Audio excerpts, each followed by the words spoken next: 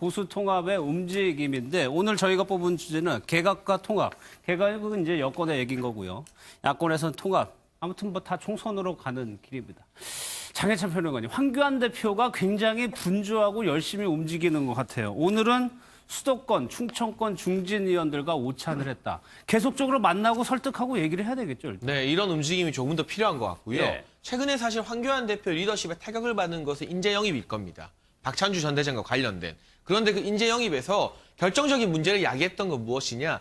당내 최고위원과도 논의하지 않고 일방적으로 발표했다는 것. 예. 그리고 저희가 뉴스앤이슈의 시간에서도 한번 말한 적이 있는데 황교안 대표의 측근 그룹, 당이 아니라 당 밖에 있는 것 아니냐. 이런 뉴스 저희가 지난주에 한번 전해드린 기억이 나거든요. 그 부분이 지금 황교안 대표의 약점으로 당내에 비판하는 대목으로 꾸준히 지적되고 있는 가운데 소통을 강화하고 예. 당에 있는 의원들과 함께 논의를 늘려간다는 점은 통합 국면에서 반드시 필요한 절차라는 생각이 들고요. 예. 어느 쪽과 통합을 하든 뭐 바른미래당 내부의 변혁과 통합을 하든 우리공화당과 통합을 하든 당 내부에서 100% 찬성표를 받기 힘듭니다. 반드시 반대하는 세력이 있을 텐데 예. 그때 황교안 대표가 어떤 철통 같은 리더십으로 찍어 누를 것이냐. 지금의 황교안 대표의 당대표 재임 후 행적을 보면 그럴 가능성은 좀 희박해 보여요. 그렇다면 예. 뭐 수도권, 강원, 또 영남 이런 사람들 만나면서 좀 다양한 또 약속도 해가면서 이 사람들의 반발을 최대한 좀 무력화시키는 그런 리더십을 보여줄 필요가 있겠다. 네. 그 일환으로 이 바쁘게 지역을 다니는 것은 말로만 통합을 외치는 게 아니라 진짜 통합을 위한 실무적 준비를 당대표 차원에서도 하고 있다. 이제 운동화끈을 예. 좀 조여맸다고 판단해도 될 것으로 보입니다. 오늘 한국당에서는 재선 의원들의 조창간담회를 열었다고 하는데 여러 가지 얘기가 나왔겠죠. 거기에 당연히 탄핵 부분을 어떻게 해야 될 것이냐. 논의가 됐을 텐데 일단 발표는 하지 않고 의원직 총사퇴까지 할 수 있다. 패스트트랙 통과 시에요. 그리고 통합에는 아주 일반적인 얘기만 하고 있습니다.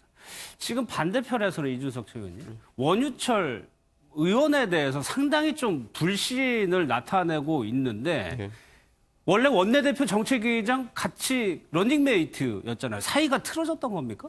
실제로 유승민 원내대표 시절에 러닝메이트로 이제 수도권 의원과 영남 의원의 결합으로 해서 같이 네. 출마했던 팀이기 때문에 그 친소 관계가 있을 거라 보는 분들이 많지만은 그 이후에 벌어졌던 일련의 과정을 보면은 사실 유승민 원내대표가 배신자 그때 파동으로 사퇴하고 난 다음에 네. 그 다음에 원유철 의원이 사실 같은 팀이었는데 네. 원내대표를 승계하는 모양새가 됩니다. 말 그대로 친박에게 추임받았다는 것이죠. 그렇기 때문에 네. 유승민 원내대표 그 당시에 측에서 봤을 때는 아, 원유철 의원이 말을 갈아탔구나라고 볼 수 있는 여지도 있었고 실제로 그 이후에 벌어진 공천 과정에 있어가지고 뭐 흔히 말하는 도장 들고 튄다 뭐 이런 얘기 나올 때 그때도 보면 유승민 의원의 공천보다는 공천을 안 주는 방향성으로 의견을 개진했다는 얘기가 많이 돌았거든요. 그래가지고 김무성 전 대표하고 굉장히 뭐 고성이 오갔다 뭐 설전도 그런 얘기가 있었고 있었죠. 뭐 박차고 나가는 걸 다시 붙들었다는 이야기도 있고 여러 가지 낭설이 돌지만은 예. 저는 그런 걸로 봤을 때 사실 황교안 대표께서 당에 그래도 아까 대표를 지낸 지가 몇 개월이 됐는데 그 정도였던 정치적 일화라는 걸 모르고 있었을 것 같지는 않다.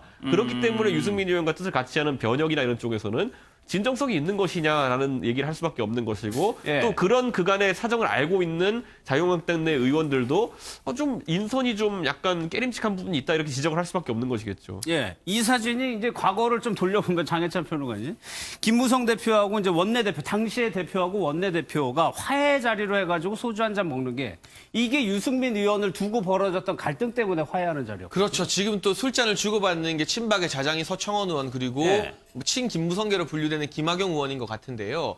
유승민 의원을 놓고 당시 새누리당 이 지도부 청와대라고 할 수 있는 곳에서 박근혜 대통령이 굉장히 강하게 반발하면서 그렇죠. 배신의 정치라고 했잖아요. 당내에서 친박 세력들은 유승민 의원 쳐내야 된다. 그러나 대표였던 김무성 당시 대표 같은 경우는 유승민 의원을 이 보수 진영에 꼭 필요한 자산으로 보고 있었고 원유철 원내대표 말씀해 주신 것처럼 친박의 승인을 받는 계승자가 되었기 때문에 갈등이 있었습니다.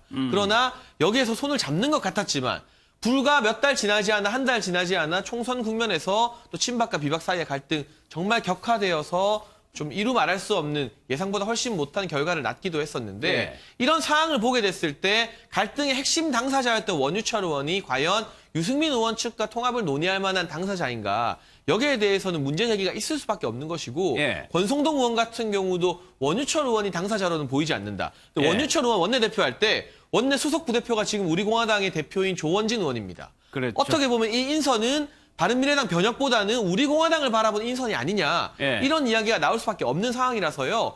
뭐 권성동 의원 주장처럼 김무성 전 대표를 추진단 단장으로 하는 데는 또 무리가 있다면 예. 최소한 정치적 색채가 좀 옅은 인물 이런 사람들을 내세워야 되는데 황교안 대표가 원유철 의원을 선택한 것은 어떤 정무적인 판단에 의해서라기보다는 본인이 신뢰하는 사람, 또다시 본인 측근 위주의 인선을 한 것이 아닌가 싶어서 그런 부분은 좀 걱정되는 바가 없지 않습니다. 여기서 좀 김무성 전 대표의 발언이 계속적으로 좀 뉴스가 되고 있는데 이런 얘기를 했어요. 거물 정치인들 수도권에서 공을 세워야 된다라고 얘기를 했는데 이건 장경태 위원장께 한번 여쭤볼게요. 그런데 홍준표 전 대표도 그렇고 김병준 전 비대위원장도 그렇고 보수의 텃밭이라는 대구 쪽으로만 지금 가려고 하고 있단 말이에요.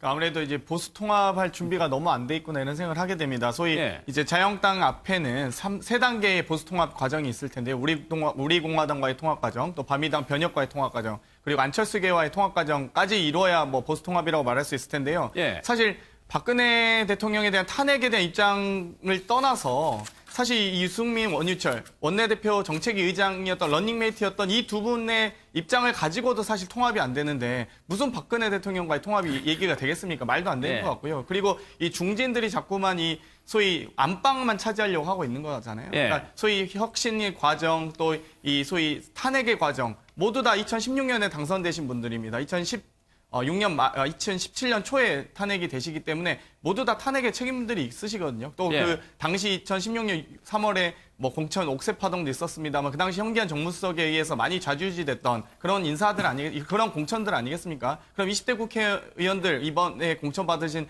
자유한국당 국회의원들만큼은 좀 더 쇄신에 대한 책임감을 느끼셔야 될 텐데 예. 계속적으로 이 안방을 차지하기 위한 싸움으로밖에는 보이지 않습니다. 중진들의 소명은 자기를 죽여서 나라를 살리는 것이다. 거물 정치인들은 수도권에서 공을 세워야 된다. 이런 목소리를 지금 김무성 전 대표는 계속적으로 내고 있는 것 같습니다. 황교안 대표가요, 연일 조금 이렇게 목소리 톤이 올라가는 좀 측면이 보였죠. 오늘도 글쎄 기자들과 질의응답에서 약간 좀 다소 예민한 모습을 좀 보였다고 하는데 영상을 좀 보도록 하겠습니다. 공당이 국회에서 구하기 정치는 위한 안 하시고 네. 그 저기 목사들이 지금 국회잖아요. 여기. 국회에서 일을 아니 하잖아요. 왜 거기 나가셨는지 국회에서 일을 하고 있잖아요. 태극기 모독당 합류하신 겁니까? 그럼 박찬주 대장을 영입 그 발표에서 배제하신 것은 가장 큰 이유가 뭔가요? 지금 내 말씀 들었습니까? 배제라니요. 정말 귀한 분이에요. 오늘 발표에서는 배제했잖아요. 좀 리더십에 좀 상처를 받았다는 지적도 있는데 글쎄. 그걸 우리 당에 물어보세요. 그 뒤에서 물어오지 말고 정식으로. 그러고 발표를 하세요. 최고의 누구에 물었더니 이렇더라. 그렇게 하세요, 정면으로.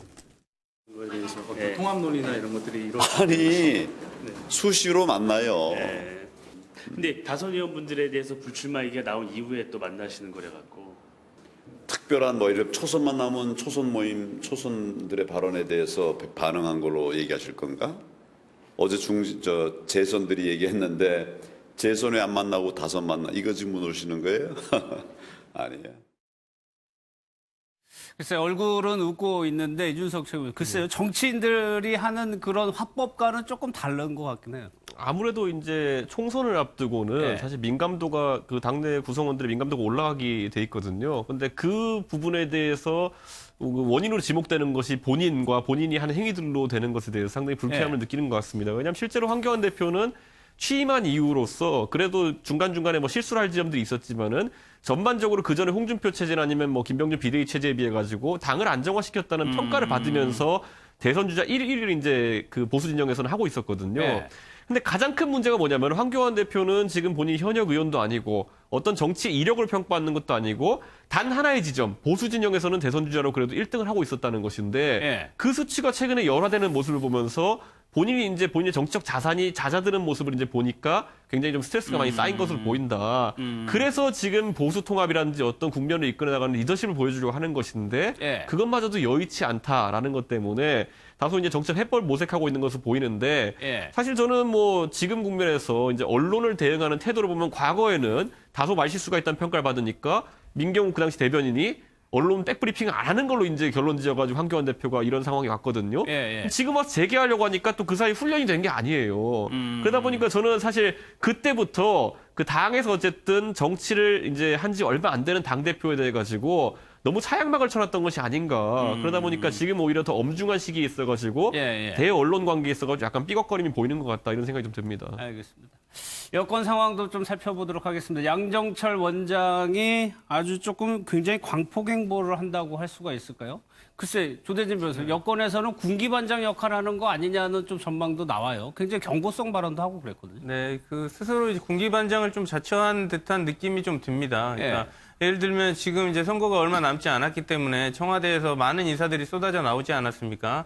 그 청와대에서 쏟아져 나온 그 사람들이 모두 문재인 대통령과의 친분 그리고 청와대에 들어가 있었다는 그 이력을 하나로 그 내세우면서 출마를 지금 준비를 하고 있는데 그런 것만 가지고 너무 대통령을 팔지 말아라라는 식의 어떻게 보면 애둘러서 비판을 좀 한 걸로 지금 알려지고 있거든요. 그러니까 앞으로도 양정철 원장 같은 경우에는 인재인 영입의 병참기지 같은 역할을 한다라고도 얘기를 했으니까 중요한 인재 같은 경우는 영입을 하겠지만 그렇다고 마냥 청와대에 있었다는 이유만으로 당에서 공천을 받거나 이렇게 하는 경우에 있어서는 이의 제기도 할 수 있을 그런 그 뉘앙스를 풍겼다고 보여집니다. 청와대에서 근무했다는 게 상당히 이점이 된다고 정치권에서 알려져 있는데 장경태 위원장께 여쭤봐야 될 것 같아요. 특혜 꿈도 꾸지 말아라. 뭐 특히 뭐 가산점이라든가 이런 거 안 주겠다. 능력 보고 뽑겠다는 얘기입니까? 대부분 이제 청와대 출신들이 또 예상하고 기대하는 바는 정치 신인 가산점이거든요. 아마 그 부분에 대해서 얘기하신 것 같은데요. 어찌되었건 뭐 군기반장이라는 표현보다는 총선 승리를 위한 충언과 쓴소리를 좀 하고 계신 것 같습니다. 어찌되었건 그만큼 이 국정 운영의 안정감을 위해서는 또 내년 총선 승리가 중요하고요. 또 민주당 입장에서는 너무나 또 절박하게 이 총선을 맞이하고 있기 때문에 이 부분에 대해서 좀 더 안일해지거나 혹은 또 좀 허리띠가 좀 풀릴 수 있는 부분들을 좀 짚어주시는 것 같습니다. 저희 시청자분들이 아실 만한 분들이 이 세 명도 지금 이번 총선에서 출마하는 거 아니냐 좀 말들이 조금 오가고 있는 상황입니다. 이낙연 총리 거취에 대해서는 계속적으로 조금 논란이 되고 있는데 이철희 의원이 빨리 나와야 된다 이런 얘기를 좀 했네요. 얘기를 좀 들어보도록 하겠습니다.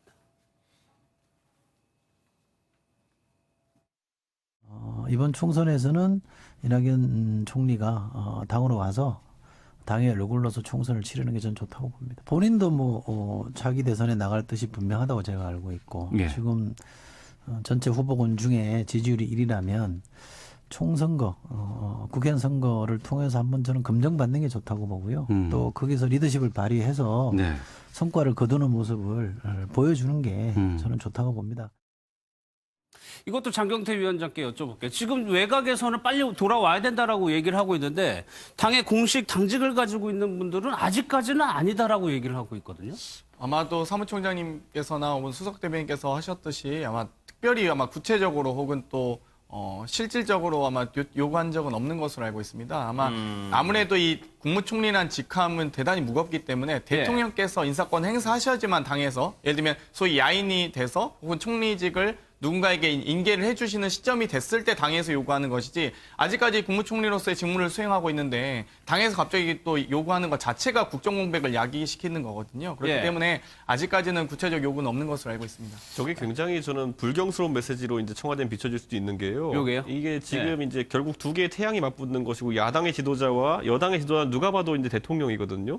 지금 만약 국무총리 역할이 있다고 주장하는 분들은 대통령이라는 태양이 빛이 좀 덜해졌기 때문에 이낙연 총리가 필요하다는 논리로 비춰질 수도 있기 때문에 아무리 이해찬 대표가 지금 한계성을 드러내는 지점이 온다 하더라도 결국에 선거는 대통령에 대한 찬반 여론을 가지고 치르게 될 확률이 높습니다. 그런 상황 속에서 대통령을 내리고 다른 태양을 띄운다? 이건 굳이 말하자면 전례를 찾자면요. 여당에서는 과거 이명박 대통령의 인기가 떨어질 때 거의 반강제로 끌어내리면서 박근혜 비대위원장을 띄웠던 정도의 느낌. 대체한 느낌밖에 되지 않는 것이지 서로 보강하는 형태로 선거를 치르기는 어렵습니다. 그렇기 때문에 이거는 아마 친문 진영 또는 대통령을 또 옹호하시는 분들이 보기에는 굉장히 메시지가 부적절하다 볼 수도 있는 그런 상황입니다. 알겠습니다.